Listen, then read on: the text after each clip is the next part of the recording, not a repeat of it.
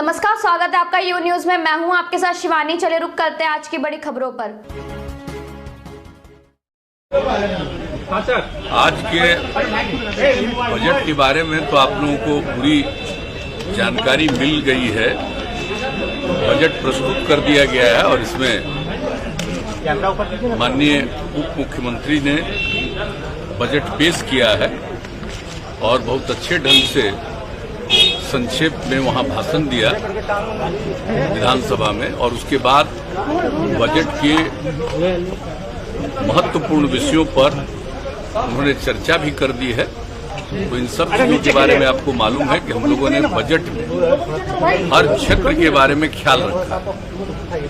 एक तो मौलिक चीज आप समझिए कि जो योजनाएं पहले से चल रही हैं और खास करके जो 7 निश्चय पिछली बार हमने शुरू किया था, उसमें जो चीजें जैसे कुछ जगहों पर सड़कों का निर्माण या हर घर नल का जल, उसका कुछ जगह पर काम जो रुका हुआ बचा है, उन सब चीजों के बारे में सारा प्रबंध कर दिया गया है। और ये इस बार का बजट में इस बात का उल्लेख किया गया है कि ये पूरी कोशिश होगी कि 1 साल के अंदर जितनी भी चीजें है पहले से चल रही हैं उस काम को पूरा कर दिया जाएगा। और इसके अलावा जो जल जीवन हरियाली अभियान के अंतर्गत जो काम हो रहा है उसको आगे निरंतर रूप से बढ़ाया जाएगा। और इसके अलावा हमारे उप मुख्यमंत्री जी ने इस बात को पूरे तौर पर चर्चा कर दी है कि जो नया जो आत्मनिर्भर बिहार के लिए 7 निश्चय 2 की परिकल्पना की गई है, उसके बारे में जो कुछ भी कैबिनेट ने पास किया, और जब कैबिनेट ने पास किया तो विभिन्न विभागों ने इसके लिए जो जरूरी योजनाएं हैं उस पर काम किया और बनाया है। और इस साल के बजट में प्रावधान किया गया है, इस पर सारा काम हम लोगों का शुरू हो जाएगा नए वित्तीय वर्ष में 21-22 में। और पूरे तौर पर उन सब चीजों के लिए जो कुछ भी है, तो पहले की स्कीम, आगे की स्कीम, और आप जानते हैं एग्रीकल्चर के लिए जो ध्यान दिया जाता है उसके बारे में, सड़कों के बारे में। और सबसे बड़ी बात है कि आप देख लीजिए कि हेल्थ और एजुकेशन दोनों पर और ज्यादा पैसा खर्च करने के बारे में निर्णय लिया गया है। तो सब लोगों को जो सुविधा मिलेगी उस सब चीज के लिए प्रावधान है ऐसी परिस्थिति में भी।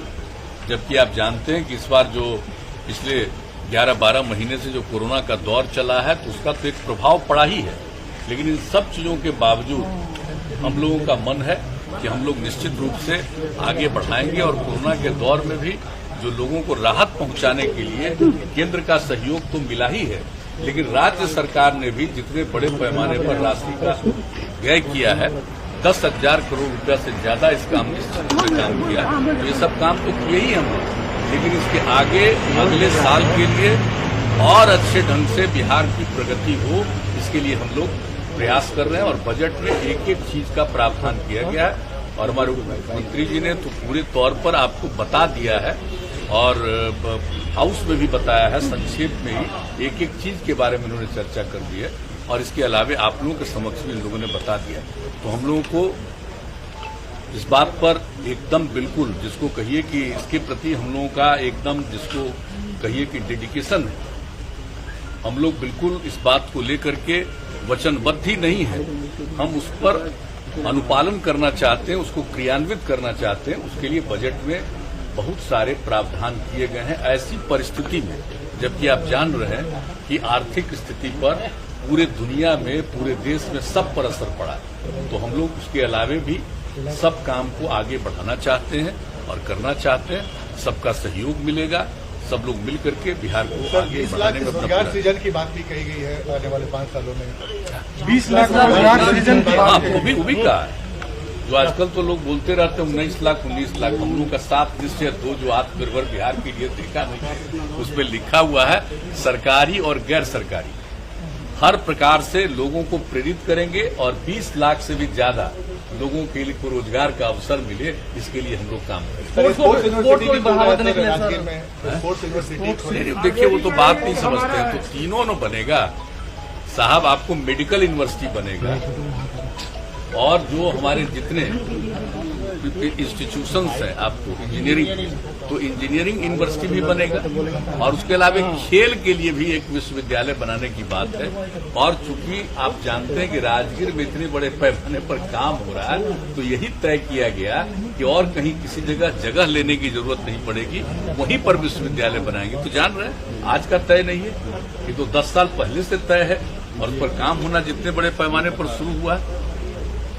स्टेडियम से लेकर के एक एक काम वहां पर किस तरह से लोगों के खिलाड़ियों को प्रेरित करने के लिए काम हो रहा है, इसलिए सोच करके ही सब लोगों ने विचार किया और कहा कि वहीं पर खेल के लिए विश्वविद्यालय बनाने की विश्वविद्यालय बनाना अच्छा होगा, बेहतर होगा, इसलिए किया गया।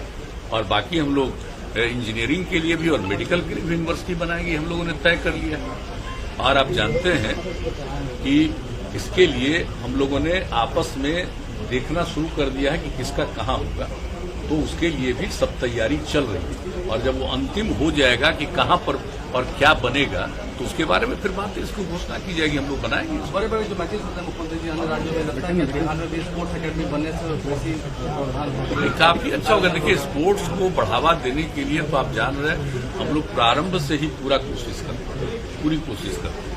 उसके आगे लोगों को भी बढ़ावा देने के लिए हम लोग चाहते ही हैं कि नई पीढ़ी के लोगों को स्पोर्ट्स के प्रति, खेलकूद के प्रति भी आकर्षण होना चाहिए।